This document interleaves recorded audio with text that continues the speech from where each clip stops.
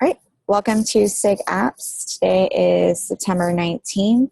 This is our second Monday meeting, and I'm really excited to see how many people are here. I think our scheduling consensus has panned out well for us. So today we're going to have Morantis, some folks from Morantis, talk a little more about AppController. I believe there's a demo and some discussion involved. This will be follow-up questions from the last demo. Then we'll talk about the technical commitments that we, well, not commitments, but the technical stuff that we wanted to discuss in SIGApps for 1.5. I'll paste a link here in the chat shortly. If you'd like to commit to something or sign up to help out and participate in that discussion, please do so. Please put your name on that Google Sheet. Hey, Michelle, that one, I don't think it's shared with SIG-Apps. Can you verify that it is before everybody starts saying they can't access it and send you the Yes, Matt Farina actually pointed that out right before this, so I did make it public. That's the link. Would you mind checking?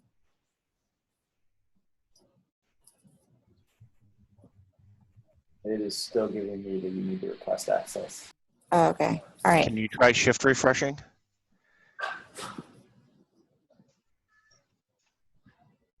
I just tried to access for the first time and I got the same message. All right, let me okay. All right, anyone with the link now? Let's try that again. Work. Does that work for you, Clayton? Okay, great. Yes. Awesome. So feel free to check that out. And then we also had some process discussions last week, and so we'll end the meeting with that and an update on Helm. So without further ado, also there's that survey question is just it's just one question. It's, are you familiar with the Kubernetes incubator process? And we'll circle back to that at the end as well. All right. Is someone from Morantis on? Yeah, we are here, I suppose, yeah. Right. Yeah, so hello. Yeah, so basically, we don't have any demo for today's discussion because we kind of showed everything quite up to date on the previous meeting, and we did also, we did some improvement, but the basic idea is still the same. We did also some demo on Kubernetes community meeting. So basically what we propose right now, we can do the discussion because there were some questions and objections about our ideas. We can do some Q&A session maybe. So on that form, it's probably the best way, the best what we can do right now about it. What do you think about that? Yeah, that sounds good to me. Do you want to take us through the questions that were asked and then that you had answered in text form, and then we can talk more?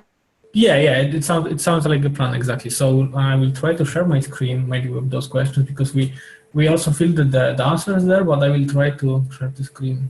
Oh, it will be not that easy, but I will try. Maciej, maybe you can, because Maciej, can you try to share your screen, because I suppose it's... Sure, I'd be happy to. Oh, it works for you, Maciej. Super cool. Okay, so let's start maybe from the first question. So what are exact use cases for AppController?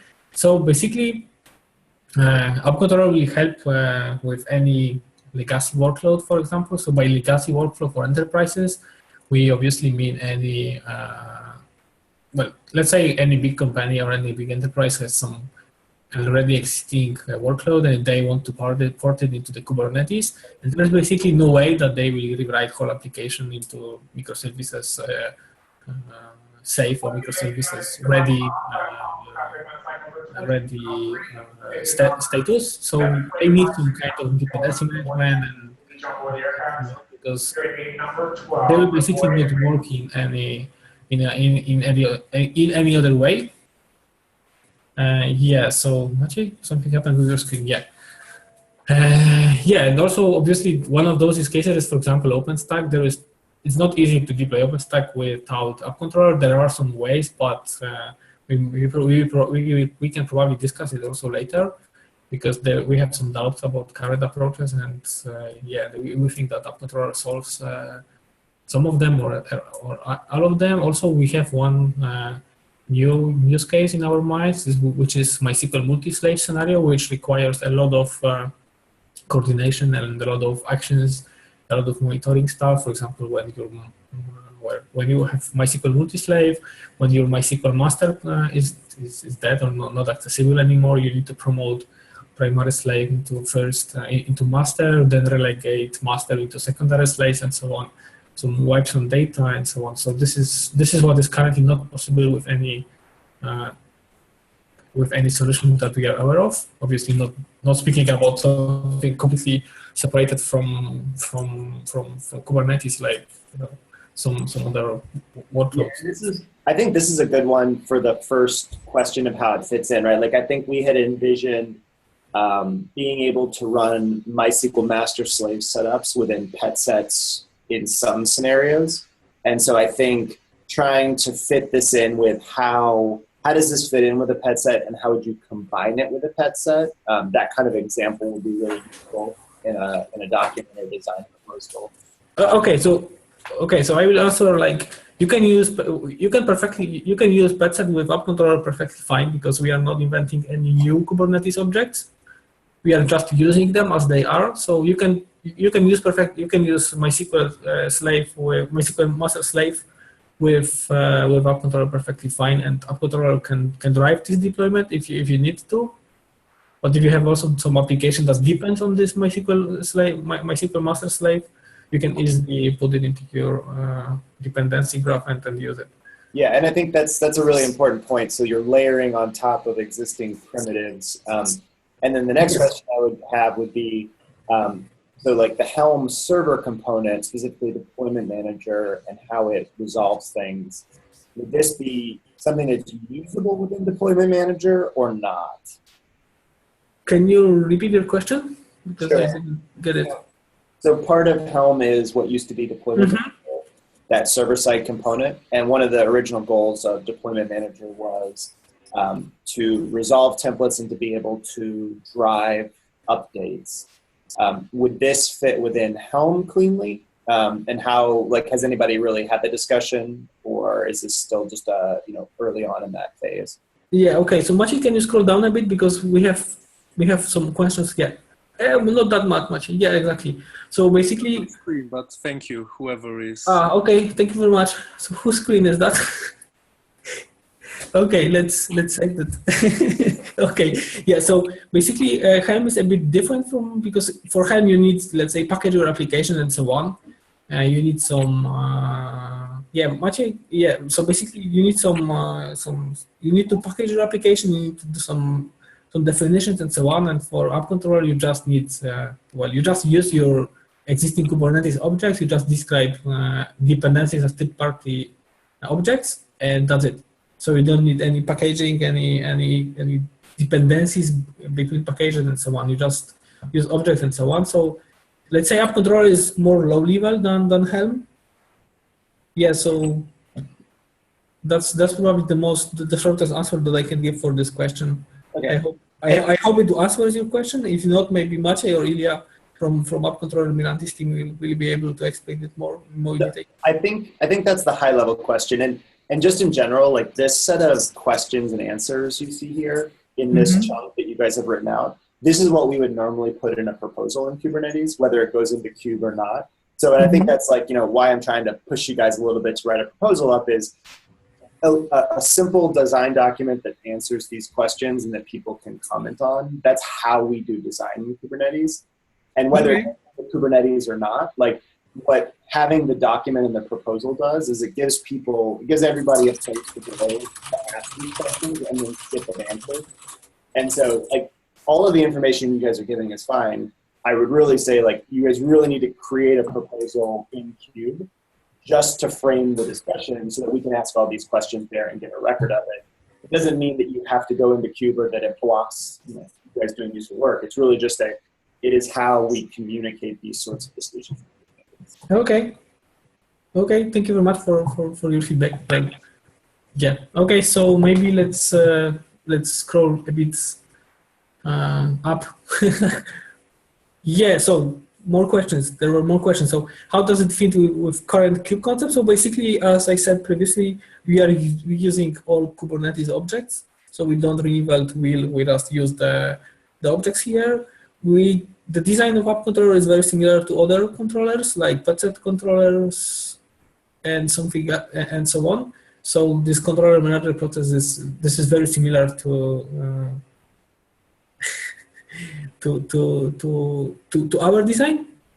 Yeah. So yeah, it's just like syntactic or semantic sugar for users to simplify the deployments and the description of those deployments. So this is basically it.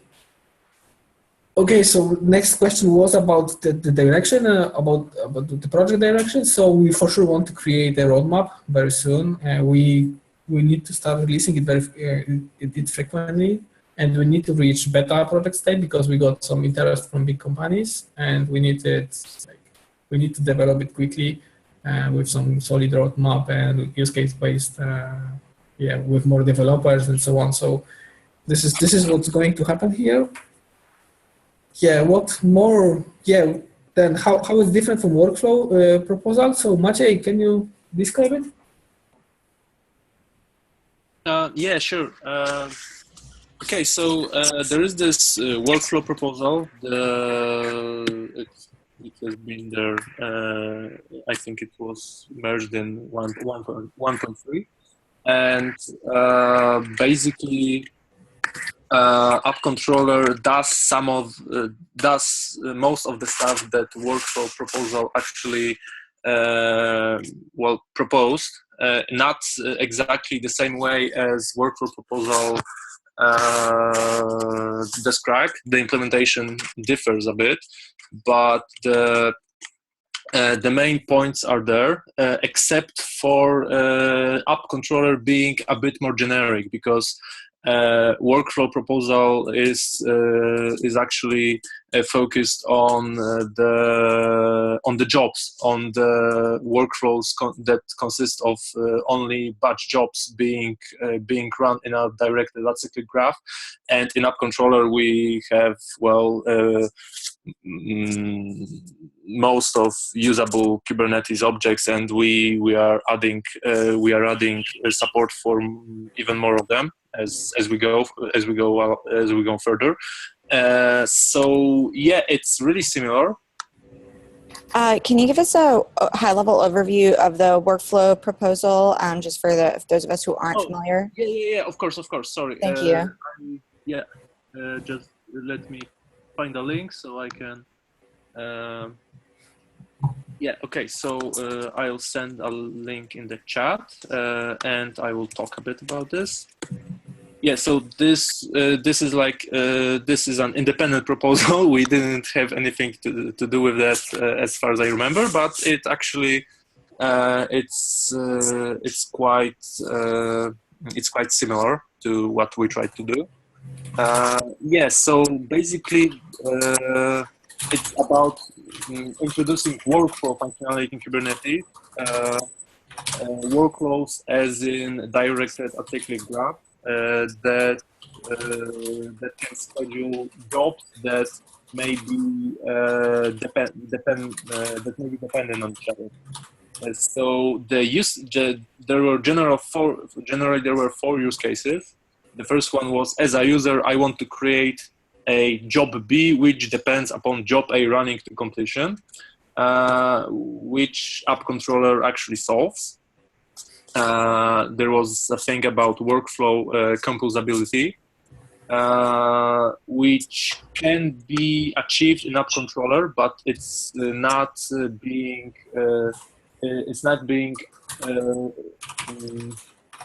partially implemented in AppController, because you can specify connections between any nodes, but we don't actually have any workflow object in AppController yet. We didn't find the use for it,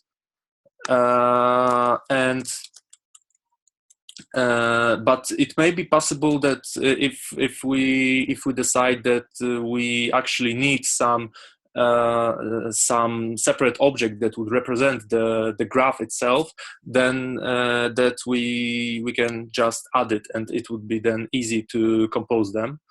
The third one was that as a user, I want to delete a workflow, eventually cascading to running tasks.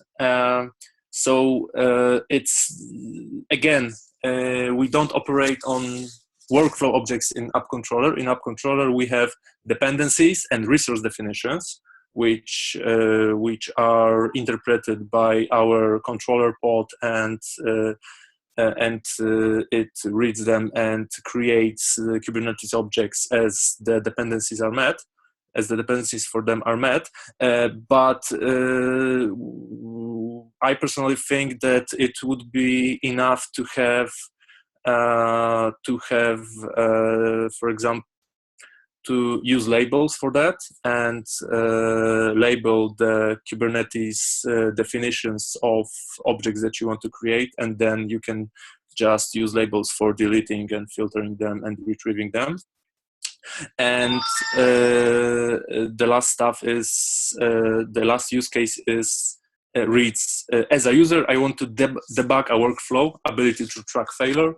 In case a task didn't run, user should have a way to backtrack the reason of failure, understanding which dependency has not been satisfied. So it's implemented in AppController. We have lots of logs in AppController pod, which you can check and track what actually happened.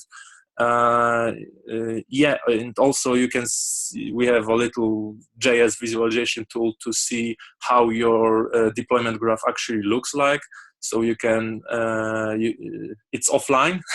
You can't see it right now how your graph looks online, but we think that the debugging is actually quite well implemented. But of course it could be improved. Yeah, so I could talk more about the differences between. I think that's good, but can we go on to the help checks? Yeah, I think. Yeah, so that basically, to sum it up, the work about the workflow. I think that we do a bit more, a bit differently than it was thought out, but AppController could definitely be used if someone needed the functionality that was provided by the workflow proposal. Yeah, so thank you very much, Maciej. Yeah, so we have a small document that sums up this question. So maybe Maciej will put it in those comments, and we will share this document that way. Yeah, sure. Yeah, okay, so the next question was about why not rely on health checks and init containers. Yeah, so basically we rely on readiness probes where we can, because not all objects has readiness probes. So for simple pods, we are relying on readiness probes, obviously. For replica sets, you can define success factors, so you can define like that you require 90% of replica sets to be online before it's ready to be considered as ready. So there is a lot of stuff, like jobs has the different stuff and so on and so on. So we are relying on already existing probes and existing objects and existing states of those objects. We are not inventing our own checks for those objects at all. We are just using Kubernetes API to check it.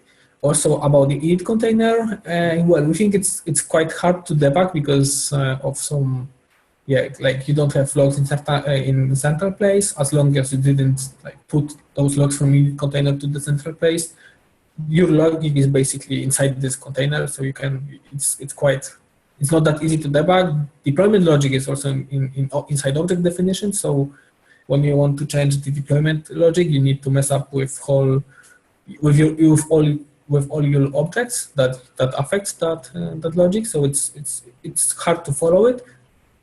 Yeah, and there is also I don't know. Yeah, so basically, if you would try to do it with init containers, you need to create all objects in the same time before. Like you need to create all objects and then wait till it eventually success. And if it's not success, you need to check what's broken. So you put basically a unnecessary load on the cluster, on Kubernetes cluster. You can't control concurrency without any problems because you can't rely on scheduler concurrency limits and so on, because you never know what objects need to be created and what objects doesn't need to be created yet.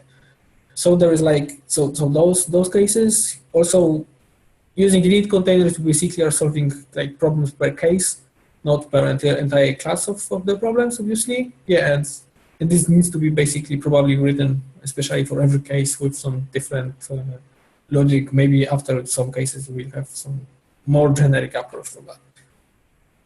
Yeah, so any questions regarding this part? No, I think that covers the initial set of questions. When you guys write up your proposal, I think you can copy this section and basically like use the fact that the existing component does not solve the fundamental problem as the justification for it. So generally, like in the proposal structure, if you guys have seen it, you do what the problem space is, why the current alternatives aren't there, background, etc. I think it's really important, like a good succinct description of why the existing platform is deficient is the best argument for a proposal usually. And this section in particular does a really good job of highlighting that. So. Okay, thank you very much. Yeah, so I will like switch to the next question, sorry, because like to not take too much time. So the next question was, what happens when dependency fails? Do we shut down the web here if Memcache crashes? So basically, this is like a big ongoing discussion because we are trying to solve some problems. For example, this I mentioned already, this MySQL multi-slave. MySQL multi-slave. So if, for example, your master is dead, then if your master server is down, then you can propagate slave to be primary to be master. So basically, it would be possible, but we don't have like use case for that yet. But we are definitely working on solutions like that. So we want to cover those cases in the future probably. So I hope this is the most honest answer that I can give right now. Yeah. I want to add to this one. So I think this is not only a problem for this kind of tools, but it's just general problem of cascading failures in microservices. So I'm not sure if we can solve it here. We can probably provide some very flexible tools so user can decide actually, because it's very case specific. You can have some cases when you want to actually cascade the failure, or you want to do some workarounds. So it's just a complex case. So we're probably not the smartest people to solve it generally. Yeah, but we can provide the tools as you mentioned. Right? Yeah. Okay, so the last one from what I see, it was the question about proposal and so on. So, well, we made kind of, let's say, decision that for now we are not like trying to push it into the Kubernetes core because it's too complex to let's say controversial to put it that way. And yeah, so this is our current envision for it, because as I mentioned on the very beginning, we got some interest from other companies, and we need to develop it more quickly than it will be possible with joining Kubernetes core. We also need to do some different release cycle for that. So this is and I see that the question is about incubator. So about incubator, we don't have that much knowledge about the incubator process right now, but it looks like it will also not fit our needs because because of some reasons that I already mentioned. Yeah, so if we will have more details about the incubation process, how it exactly works, who has match rights and so on, we can try to put it into the incubator process. But we also need to find a champion and sponsor, and it will be not that easy probably, because it will be we can expect that this project will be quite big with a lot of reviews and a lot of developers, so it will be very, very hard for champion to manage that.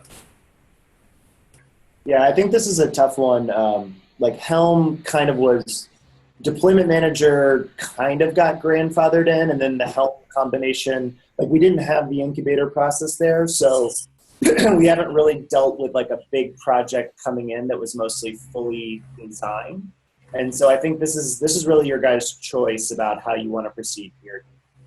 You can go through incubation. I think if you go through incubation, you'll want to have a proposal in the Kube repo that really that talks out the design. If you don't want to go through that, I think it's okay not to do a proposal. Generally, I think it helps you in the long run to do a proposal in the near term, especially if you guys feel like you have a good handle on the problem space, the challenges, and how you want to solve it. It doesn't, like, there's things that have been proposed in Kubernetes that are not ever going to go into the core of Kubernetes. And that actually works really well. It helps other people understand how this solution fits into Kube. So it's really a trade-off here. You guys don't have to be doing a proposal right now in order to move forward. And I think actually there'll be a lot of people interested in helping you guys even without, you know, it being incubated. It's really just up to you how you want to go down that path. Yeah. Because also we are currently at the stage like we can graduate from POC to beta or alpha, but we need to redesign some stuff. So we for sure will create some more formal stuff because we need it. But as I mentioned, we are currently it was like POC grade code, and we want to graduate into the beta or alpha stage. So we need to redesign some parts because we wanted to validate the approach, the solutions, and so on. So yeah, we need some. Yeah, it is already happening, the redesign part. Yeah, but we can probably submit some more formal documents into our repository, for example, as a first step. I also think that it might be really helpful to talk to the Helm team about AppController, just talk about it at the Helm meeting and kind of discuss in depth why Helm can't meet these needs and why it should be separate. Is that something that you're open to? Yeah, I think we can do it, but I think we can do it. Why not? Okay. We can contribute like that way to community. It's also good. I hope. Yeah. I really, before we have like further conversations, I really want to echo Clayton's response that we need to like get really crisp in a proposal format about what this is, what it's solving, and the alternatives considered. Because these talking through meetings, I don't think they're leading to really great conversations that lead to like engineering outcomes. So. Okay. Yeah. Okay. No problem. No. Yeah, we can. But also, please remember that the problem is that we may not like join Kubernetes core or Kubernetes incubator. But yeah, we can create probably those documents and just put the information that we are not going to join Kubernetes core because of that. So yeah, it will be probably a bit messy, but we can try to do it. If it will work for community, then why not? And just something to think about here real quick. If this stuff can be articulated, what problem does it solve? How does it compare to others? That also says if I'm going to put it out there and somebody comes along and says, I'm going to consider using this, well, then they actually know how it compares to the others. Does it solve the problem that they have or somebody else's doesn't? It helps them, make a decision. So as a user showing up saying, should I use this or not? It helps them to have that kind of information up front. Yeah, okay. Yeah, we have some like some short README with some description what it solves, how it solves it. Yeah, but maybe we can do some comparison with different tools, but you can't compare with anything. So yeah, we can try to pick some already existing Kubernetes and compare it one by one, but we did it sometimes, and yeah, we can do it probably in our README or in this proposal. Yeah, it's not a big deal here, I suppose, from our side. Okay. Does anybody have any questions at this point?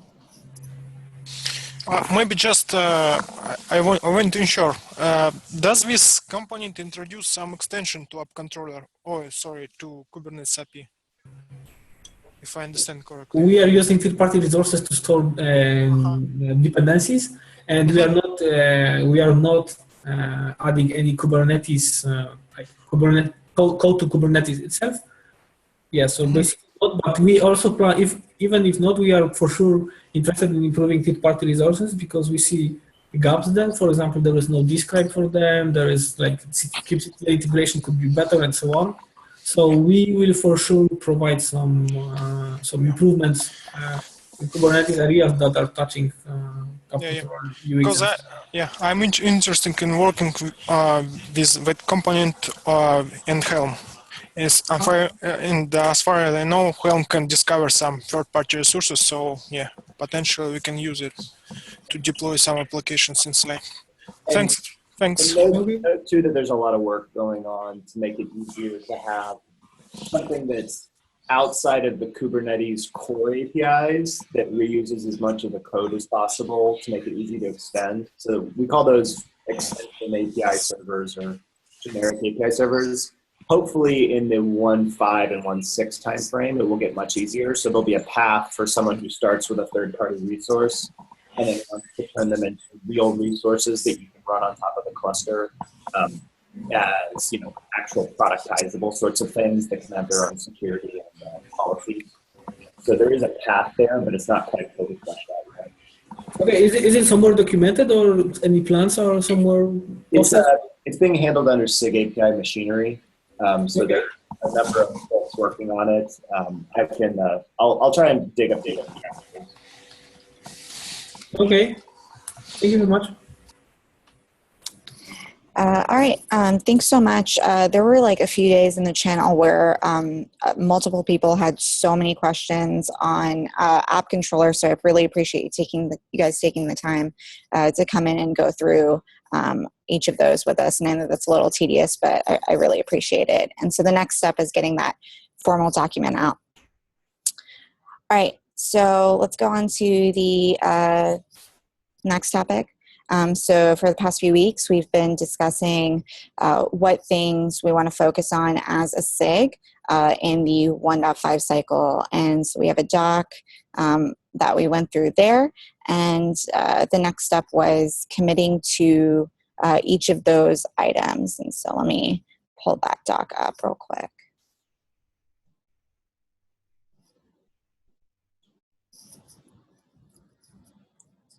And I've been going through to try and get some examples. So for those who haven't been involved in some of the other SIGs, something that I've seen work for setting relative prioritization, and Quentin has used this on SIG Federation very effectively, is when there's groups of people contributing, identifying each group and having the group kind of describe their own priorities.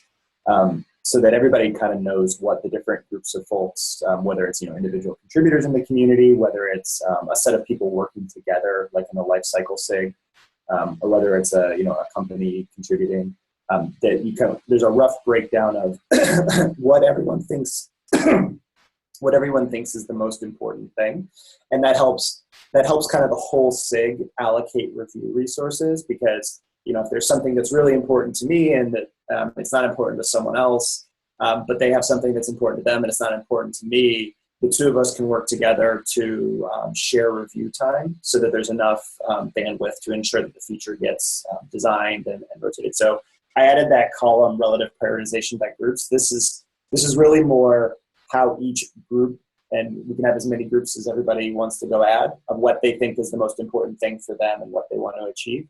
And then we kind of summarize that as the whole, which is these are the things that all the people that are part of the SIG care about and are contributing to. Great. Thanks, Clayton. So we can give a few days for us to gather that information and then come back to it next week and talk more about prioritization. Does that work? Yeah, I think so. And it's really, I kind of had a pretty clear idea of what our, from the Red Hat perspective and what the guys who were on the team who were planning on contributing to SIGApps cared about. And so I tried to just demonstrate an example of how we kind of do it. And the 1s, 2s, and 3s roughly breaks down into, one is something that we think is really important that we're willing to commit a significant amount of resources to happen. 2 is it's important, but we might reprioritize other things above it. And 3 is we're interested, but practically speaking, we may not help get to it. And usually by laying this out, if there's things that other people want to really focus on and they can see that maybe this isn't important to everybody else, they can spend more time on trying to convince others that it's important. Because there is a lot of overlap between what everybody's trying to achieve with Kubernetes and making it better for app users, and everybody's got their own different set of stakeholders helping to drive what's important to them. And the end goal is just to make it easier to run apps on Kube. So usually this works out pretty well because everybody kind of wants to see the stuff succeed. Yeah, absolutely.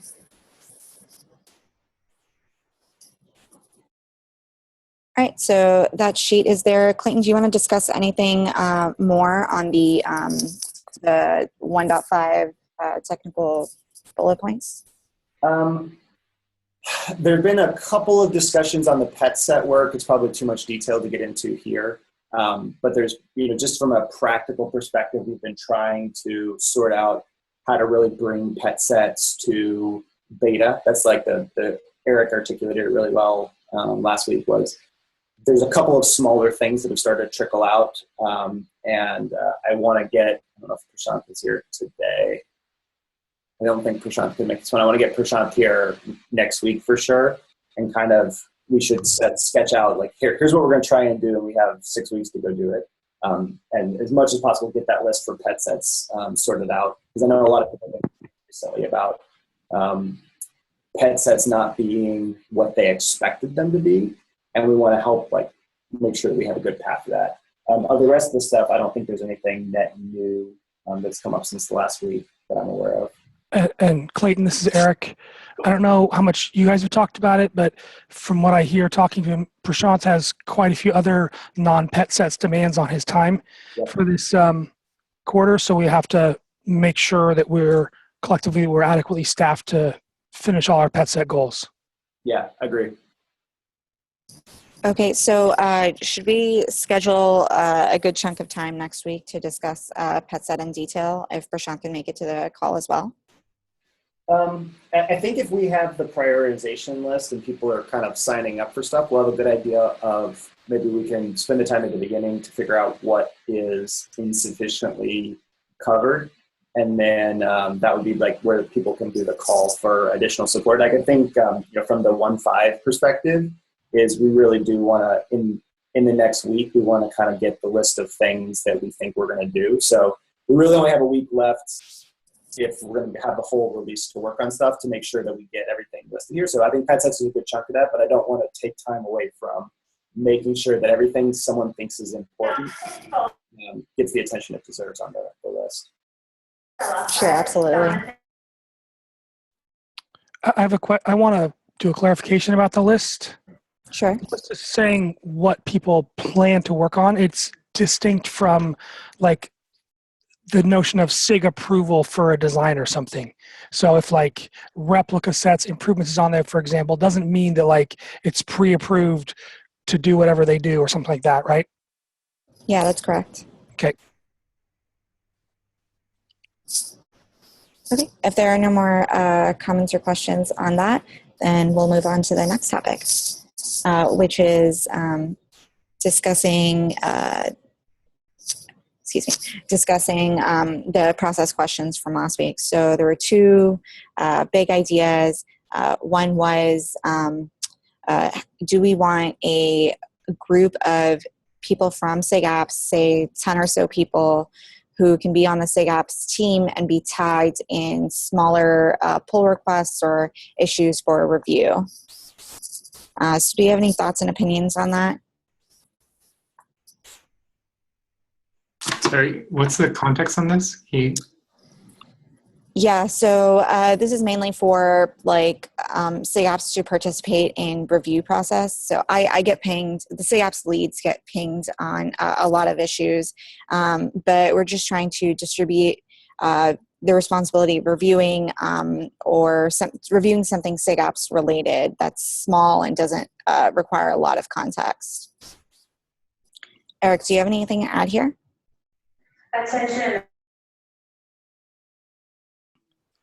I think it's a very good topic. I don't know exactly what I want to say at this minute. So we're also working on automating reviewers a little bit. So there's a bunch of bunch bots that are going, work that has been merged, and then also we're adding to the various owners files a list of reviewers. There's a pull request on that that's currently up, and so we're where is this request coming from? It feels like this is distinctly different than what that is trying to do. I believe the conversation was on how do we get more people involved in committing, and how do they get started? So the conversation started as how do we get people started, and then we went into talking about mentioning that the Helm project has a starter label. So that's for people who want to get involved and maybe this is their first issue that they're tackling. So labeling issues appropriately, small chunks of work appropriately would help onboard more people into contributing to Kubernetes and just that, discussing that organizational process. And that kind of stemmed into a conversation about, we have the SIG-Apps handle, the SIG-Apps tag, and SIG-Apps gets tagged on several issues, but I think the only people on that team is me and Matt. And so that kind of led into a different conversation about different but sort of related about, do we want to have a team that is specifically for reviewing items that SIG-Apps gets tagged in? So I do have a couple more thoughts actually now that I've had a moment to think about that. I think people need to practice reviewing and demonstrate their reviewing to establish reputation within the SIG-Apps community as someone that wants to be promoted to a highly respected reviewer that reviews the hardest stuff. I think the best starting point is to start with focusing on Go language reviewing, and anybody that's a solid Go programmer should feel like they are comfortable to come in and look at a Go change and review it for Go style. And that also gives everyone else a chance. Not only does that take some burden off of the more seasoned reviewers to have to do line by line code review, but also allows us to draw from a larger pool of people that maybe don't have a ton of experience with our controllers, but do have good Go experience. And then from there, we can percolate people up to more of a design review and a concept review type of a role. So I would like to ideally see a case where stuff gets both, maybe 2 reviews, if it's complex, a code review and then a concept or API review. Does that make sense to anyone? Yeah, for sure. We're trying to document review expectations. I don't know if you've seen the pull request Brendan Burns put up, but I would like to have something in there. Brendan's current pull request outlines how to be a good person in code review, but I do think that having a little bit more the ladder towards being a good technical reviewer would be helpful in there too. Could you outline some of your thoughts in the comments there, and maybe we can integrate it? I'll do that. And I'll just also say that I think people should who want to be reviewers should start by feeling like they're welcome to give a volunteer code review of anything that goes by that's interesting to them. And if it also gets a review by an existing seasoned reviewer, they're going to see those comments and say, oh, that person's ready to be a seasoned reviewer too, or whatever. And we don't have a formal process there, but I think that still makes sense for people to jump in on stuff if it's not getting a review in a day or two, and give their own sort of practice review, and may not be approval, but everyone's learning. And so, Michelle, are you volunteering essentially to shard out these reviews that you're getting pinged on, or how would you envision this working? There's not a process. It just came up as a point last week, and so I just wanted to give some time this week to talk about that again. But I see this, I think it'd be a good idea to go through this conduct or expectations document pull request about conduct and reviewing. And I do like the suggestion that Eric had about, if you're, a seasoned Go programmer and, feel comfortable doing those kinds of reviews, I'd love to see that and people work their way up to doing heavier reviews. I think that's a great pattern to follow. I guess I just don't know what the process would look like. I don't have a vision for that just yet. So I think the next step would be going through that document. Okay, cool. Okay. If there's no other questions here, then we'll move on. Matt Butcher, could you give us an update on Helm? Yeah, sure. Can you hear me? Yes. All right, so we are really excited about what's going on in the Helm project right now. As many of you know, our goal has been to make Alpha 5 our last alpha release before we switch focus from adding features to stability and of course, rolling out that 2.0 release. And we are mid-dev, well, not quite, getting close to mid-dev cycle on Alpha 5 now. And last week, some really good stuff happened. I'll lead off by saying Brandon Phillips and some CoreOS people have started jumping into the issue queue, started filing some PRs, most of which are already merged. But I understand that they're quite interested in the provenance story, and so we're looking forward to having more eyeballs and more minds on that particular thing. The chart repository, some of you I know have noticed that we've gone through this cycle where, we wiped out the repo and started rebuilding it. Vic has really been leading that, and the last we heard from him on prior to the meeting on Thursday. A lot of the build script stuff is really starting to come together. We have a small set of charts that we're using as sort of canonical charts to base our workflow process on, so that's coming together very quickly. The big features for Alpha 5 are rollback support, which is mid-flight now, some better support for Helm to Tiller client-server versioning so that we can do a better job. We wanted to sort of conquer the upgrade story coming out of the gate. Adam's been working on that a lot this week, and it's really starting to come together. And then we're trying to improve the Helm side of the developer experience when it comes to developing new charts. So we've got a couple PRs out there working on that.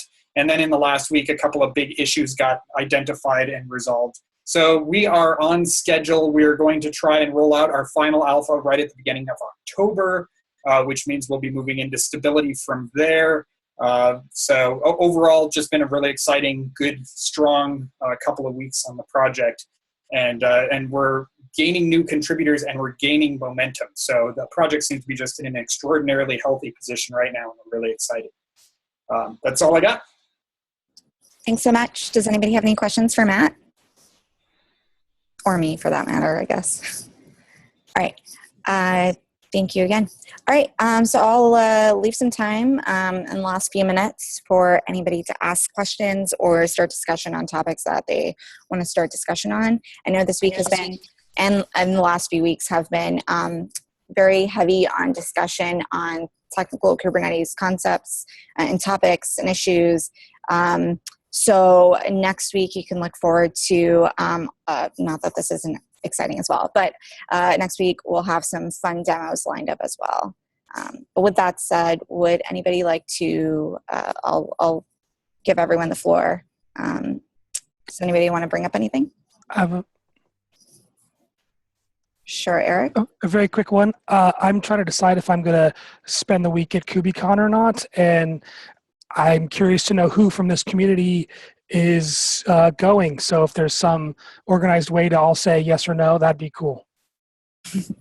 We could totally do a form, but why don't we just do it verbally? I know I'm going. Matt Butcher's going. We have a slot to speak at. Oh, Gabe's going. Cool. So we have a bunch of people in chat. If that helps. Okay, that's good information. Thanks, everyone. Awesome. Thanks. Does anybody else have something they'd like to discuss or bring up?